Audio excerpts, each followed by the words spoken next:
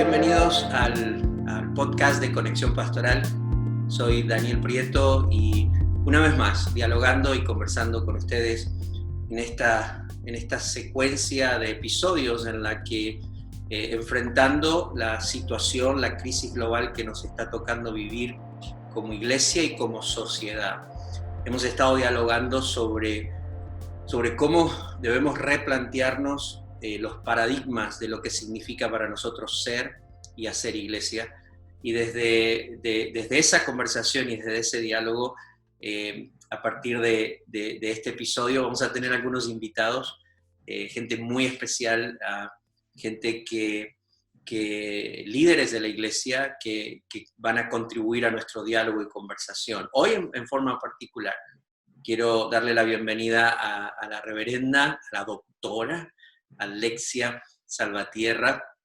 Ella es profesora, recientemente nombrada, aceptada como profesora de estudios de desarrollo, ¿sí? Y también en la Escuela Intercultural de Estudios Interculturales de Fuller, además de tener más de 30 años en el pastorado en la Iglesia Luterana.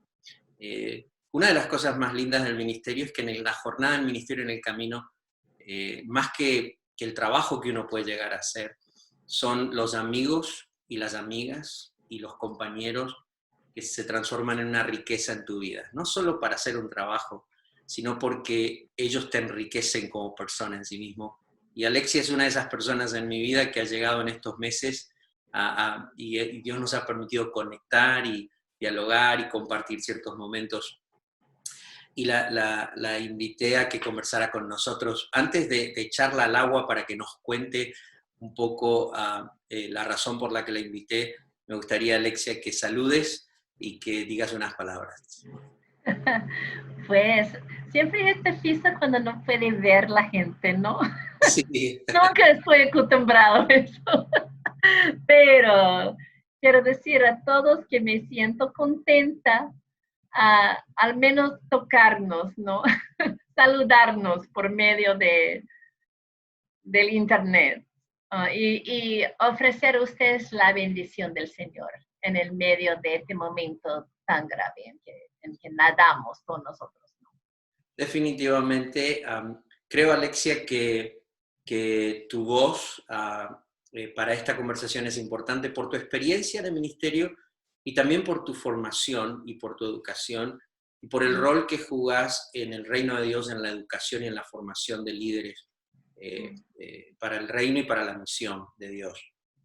Hace unas semanas atrás te contaba de este diálogo que estaba teniendo con los pastores, cómo podemos replantearnos tener una iglesia menos vertical y mucho más horizontal para atravesar este valle, esta pandemia, esta situación de cuarentena y de distanciamiento social, sabiendo que vamos a aterrizar en una normalidad diferente y que nos va a exigir ser una iglesia diferente.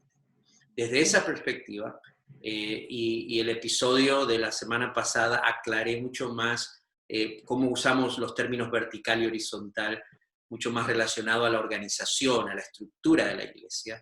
Desde esa perspectiva, te compartía y me contabas que habías dirigido un estudio, una investigación con un grupo de jóvenes líderes de Latinoamérica y Estados Unidos, mileniales.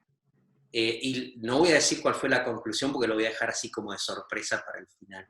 Pero lo que me dijiste al final me impactó porque definitivamente es una conversación que no es diferente a la que estamos teniendo con los pastores a través de este podcast. Así que me encantaría si podés contar un poco el proyecto que estás llevando adelante y de repente contarnos dónde aterrizó todo ese diálogo con esta generación. Amén, amén. Pues quiero decir que empezamos esta investigación en Fuller, en el seminario Fuller, porque reconocemos que necesitamos enfocarnos no solamente en un gran pasado que tenemos en Fuller, tenemos 40 años como el Centro Latino en Fuller, ¿verdad? Pero que necesitamos enfocarnos en el futuro, necesitamos asegurar que vamos a servir bien y ministrar bien a las próximas generaciones. Entonces empezamos esta investigación de jóvenes líderes latinos, latinas, cristianos, ¿no? Claro que sí, en los Estados Unidos y en América Latina. Y hemos terminado con primera fase, que latinos en los Estados Unidos. Estamos hablando de ministros, ministras jóvenes en los Estados Unidos. Y ¿Cuál nosotros, es el margen de edad? entre 22 años y 37 años de edad.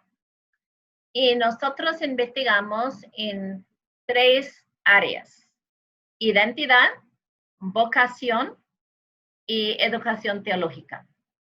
Y abajo de vocación, preguntamos cuáles son sus dones, qué creen ellos que son sus dones, no solamente de ellos particulares, sino de su generación.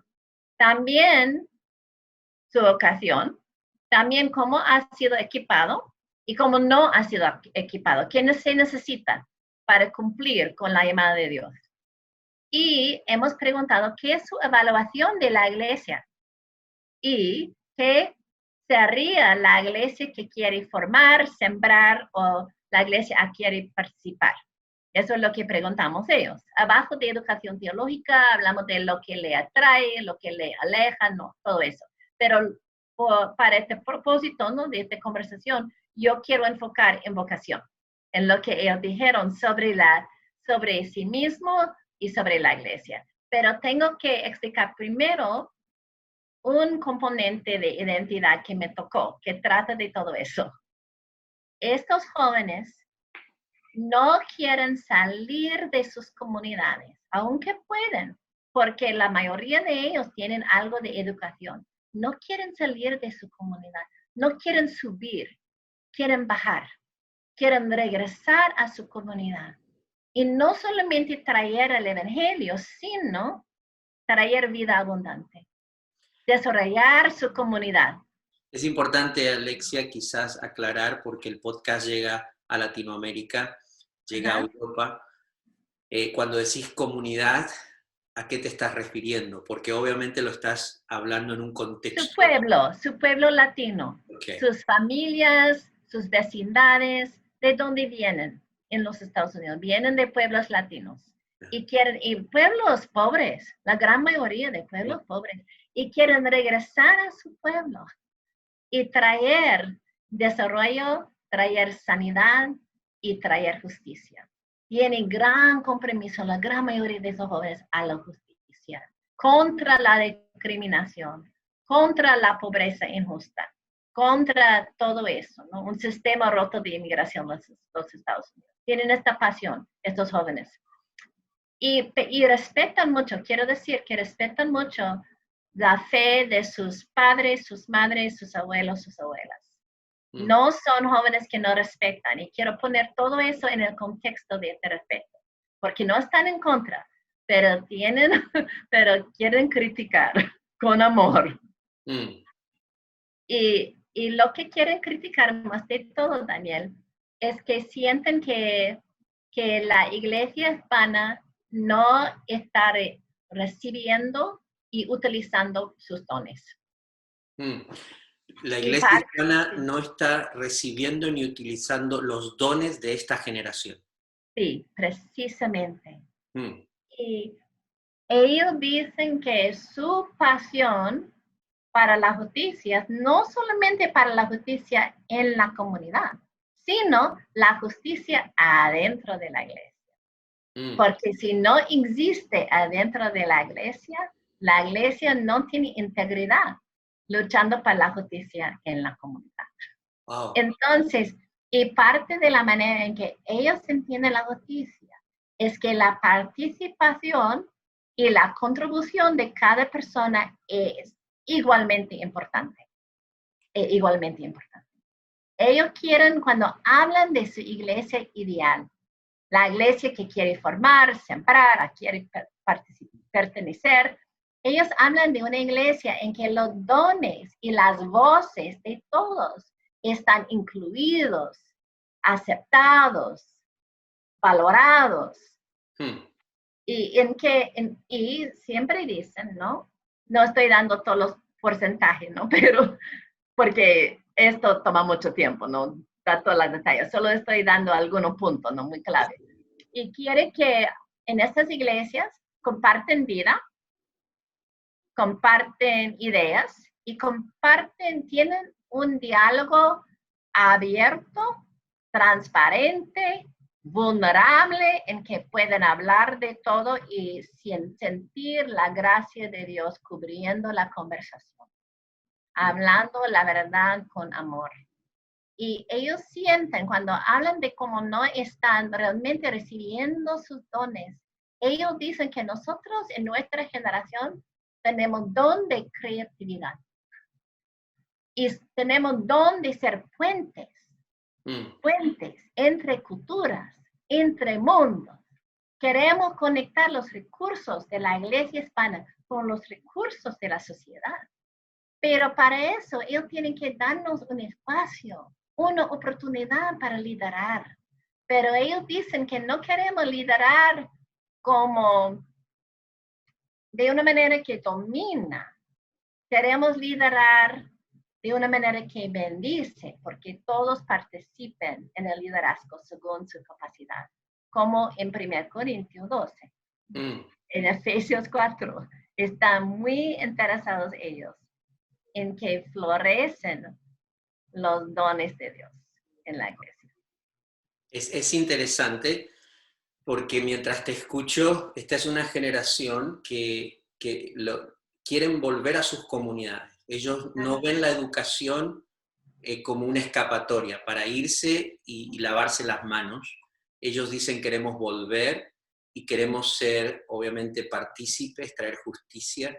Hay 2 o 3 cosas que dijiste que me impactaron mucho, pero una de estas cosas es, obviamente, quieren confrontar primero los mismos paradigmas de la iglesia y la justicia dentro de la iglesia. O sea, no podemos tratar la justicia en la comunidad si no tratamos primero la justicia dentro de la iglesia, porque dijiste que ellos entienden que si no hay justicia en la iglesia, entonces la iglesia no tiene integridad para tratar con la justicia allá afuera. Precisamente. Y tengo que decir que un aspecto de todo eso es que están en contra del machismo. Wow. Hablan del liderazgo de la mujer y hablan también muy interesante del liderazgo de los jóvenes y los niños, que dicen que Dios es un Dios, al decir que Dios es Dios de justicia, es decir que es un Dios que especialmente quiere centrar la gente marginalizada.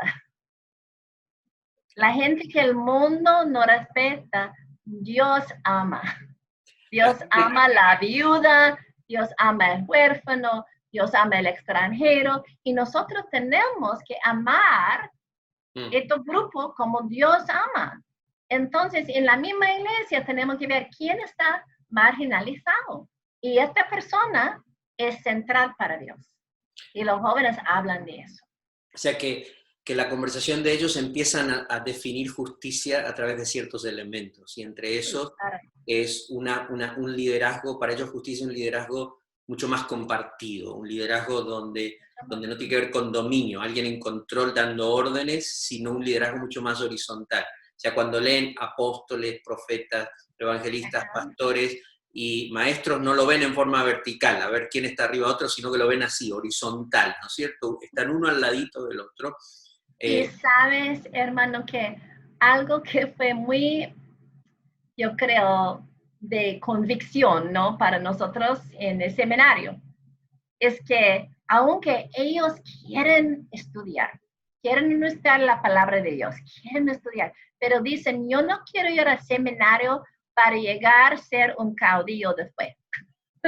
Alguien que es orgulloso sobre su educación.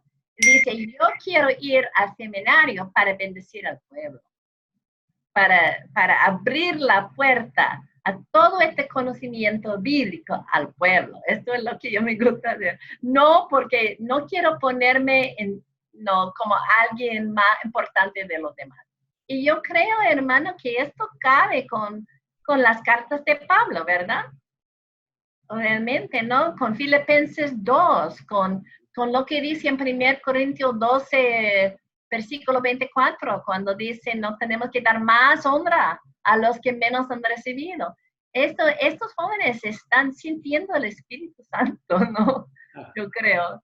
Ven la organización de la iglesia de una forma mucho más horizontal, definitivamente.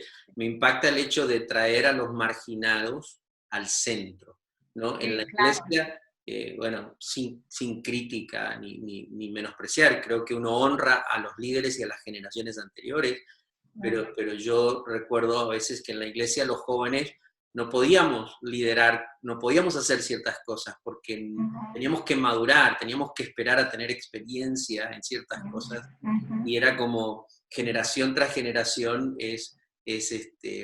las ciertas posiciones son para los mayores nada más. Pero qué interesante es pensar en esta generación que los niños y los jóvenes tienen algo que dar y no solo algo que dar que es marginal, es algo central a la vida y a la tarea de la iglesia, ¿no? Y que conecta, como tú dices, con las cartas de Pablo y con la carta de Pedro, o sea, donde todo el tiempo, permanentemente, no se nos está presentando una jerarquía, se nos está presentando un cuerpo que Cuerpo de funciona Cristo. coordinado. La cabeza es Jesucristo, Mm, nosotros no. Jesucristo sí. good. Y entonces, contame, ¿y cómo sigue esa conversación? Cuando empezás a ver en esta primera fase que ya terminaron lo que busca y lo que pide esa generación, ¿cuál fue ese comentario común que todos decían, esto es la iglesia que nos gustaría ver? Algo muy interesante, muchas cosas, ¿no? Solo como yo te dije, solo hemos completado primera fase y ya tenemos, creo, 28 páginas. Entonces, no puedo pasar por los 28 páginas, ¿no? Pero cuando ellos hablan de la iglesia que quiere, es una iglesia bilingüe, quiere que la iglesia sea capaz de hacer una misión a toda la comunidad. Quiere que es una iglesia latina, pero es una iglesia que tiene la capacidad de encarnar el amor de Cristo de una manera y la palabra de Dios de una manera que toda la comunidad puede comprender y puede sentir el amor. Entonces dicen, necesitamos ser una iglesia multicultural y por eso su don, uno de sus dones, es el don de ser fuentes. Que ellos conocen las culturas alrededor de las iglesias más de sus padres. Sus padres no conocen estas culturas. Es los niños que han asistido a la escuela y han tenido amigos africanos americanos y han tenido amigos asiáticos, han tenido amigos anglos y dicen, nosotros sabemos cómo ser una iglesia con odres y panos, ¿no? Odres para el vino del evangelio, pero podemos llevar el vino en estos odres de una manera que incluye todo lo que necesitan conocer a Cristo en nuestra comunidad. Y dicen, nosotros respetamos a ustedes, nuestros padres, madres, abuelo, abuela, pero nosotros conocemos la comunidad de una manera que ustedes no conocen. Entonces, déjanos traer este conocimiento para mejorar, para fortalecer la misión de la iglesia. Wow. Si tuvieras que compartir con quienes dialogan en este podcast con nosotros, ¿cuáles son 2 o 3 conclusiones relevantes Recomendaciones. sí, de esta investigación? ¿Qué le dirías a la iglesia? ¿Qué le dirías al liderazgo de la iglesia? ¿Qué le dirías a los pastores? Yo todavía estoy esperando que me digas lo que ellos te pidieron, porque esa es la frase que me impactó, ¿no? Sí, lo que nosotros, yo recuerdo bien cómo dijo, las palabras que dijo uno de los participantes que me tocó mucho. Él dijo, haga un lugar para nosotros en una iglesia en que hay lugar para todos. Esto me tocó bastante, ¿no? Un lugar para nosotros, un hogar, un espacio en una iglesia en que hay lugares y hogares y espacios para todos y para todas sus capacidades. Esto es compartir liderazgo, es no solamente compartir poder, es hacer espacio para que cada miembro del cuerpo pueda funcionar al máximo. Wow, ¿No? impresionante. Y Alexia, ayúdame con esto, o sea, que ellos te dijeron, porque es ahí donde hicimos clic en la conversación, fue vocabulario de ellos, sin que vos y yo habláramos, sin que ellos te dijeron, queremos una iglesia más horizontal. ¿Eso fue palabra de ellos que te lo dijeron? No usó la palabra horizontal, pero usó la palabra muchas veces, frase, compartir poder. Okay. Compartir poder, no tener personas dominantes, pero tener que todos tienen voz, que todos tienen capacidad de liderar según sus dones. Okay. Esto es lo que más ellos usaron. Pero sí, hablaron de una iglesia de líderes siervos. Esto también fue una frase que vino muchas veces, que los líderes no deben ser caudillos, deben ser siervos. Y esto es lo que dijeron muchas veces, que una variedad de personas de diferentes edades, ¿no? De diferentes géneros, mujeres y hombres, pueden ser líderes. Bueno, y desde esa perspectiva, uno de los elementos que hemos mencionado de la iglesia horizontal, o que es mucho más, o sea, que la iglesia que empieza a nivelar lo vertical y horizontal en su estructura, obviamente permite que eso horizontal se vea en que no depende tanto de un líder carismático la iglesia, sino de un liderazgo compartido, mucho más de acompañamiento y obviamente abierto al diálogo, como estás mencionando. Precisamente. Nos quedan un par de Ellos minutos. hablan de hacer decisiones de una manera que cuando se hacen las decisiones en la iglesia, se hace de una manera transparente. Esto fue una palabra que vino muchas veces, ¿no? No atrás de una puerta, transparente. Y que todos pueden participar, que todos pueden opinar, que todos pueden contribuir. Su sabiduría, la sabiduría del Espíritu Santo, como leemos en Corintios, que da su sabiduría a la gente que inesperada, Bueno. ¿no? La gente que el mundo desprecia, el Espíritu Santo da. ¿Verdad? Buenísimo. Danos unas palabras finales para quienes están escuchando este diálogo. Eso yo quiero decir que esta investigación, el documento, representa un reto al seminario. Es un reto, voy a decir, porque el seminario también ha sido bastante vertical, jerárquico, ¿no? ¿Verdad?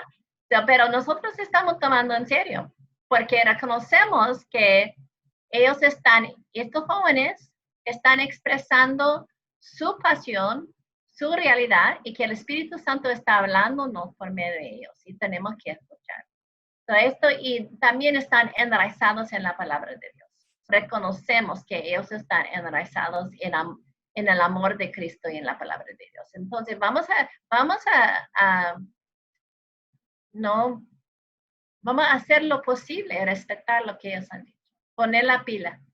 Aunque es un reto para nosotros, y yo creo que es un reto para la iglesia también, pero no queremos perder estos jóvenes. Un joven me dijo, esta es mi última palabra, un joven me dijo, me siento tan triste porque soy a la margen de la iglesia hispana y a la margen de la iglesia angla, y tengo tanto que dar. Bueno, tenemos una responsabilidad y una tarea como iglesia, de abrazar a esta generación y a las generaciones que vienen, y obviamente que estas generaciones nos abracen a las generaciones más viejitas, ¿no es cierto? Que estamos aquí.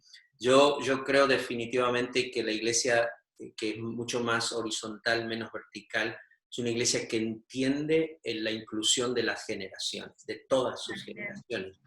Quizás voy a cerrar con esta historia, donde hace unos años llevaba a mi hija menor a la universidad y está en una ciudad, Newburgh, que es una ciudad de viñedos. Hay muchos viñedos y muchos lugares donde hacen vino. y por primera vez en mi vida pedí un tour para que aprender sobre esto. Pero muchas cosas me di cuenta, pero una de las cosas que me llamó la atención cuando nos llevaron a la bodega, nos mostraron los odres, los barriles, ¿sí? El lugar donde ponen el vino. Y entonces nos hicieron probar el vino recién hecho, nuevo, en un barril nuevo. Cuando lo tomabas tenía olor a cedro, el olor, el sabor de la madera. Luego nos hicieron ir al vino añejo en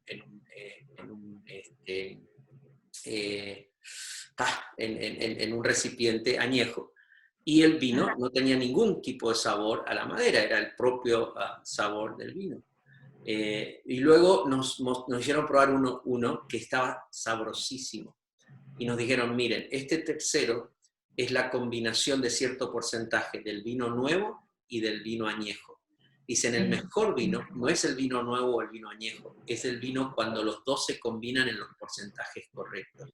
Y tenés el mejor sabor, el mejor aroma del vino. Y yo digo, es exactamente lo mismo en la iglesia del Señor. Amén, ¿Sí? amén.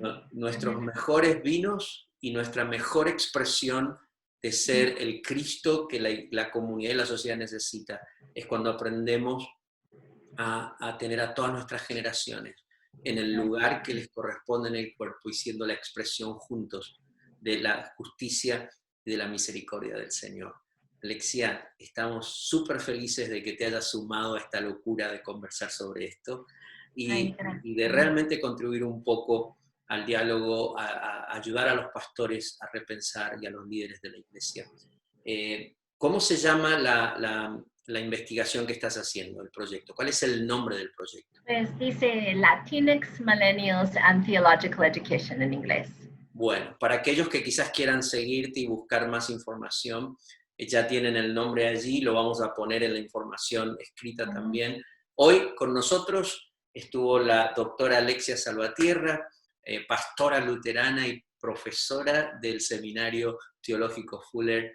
Esto es el podcast de Conexión Pastoral. Quien les habla, Daniel Prieto. Muchas gracias por estar con nosotros. Amén, amén.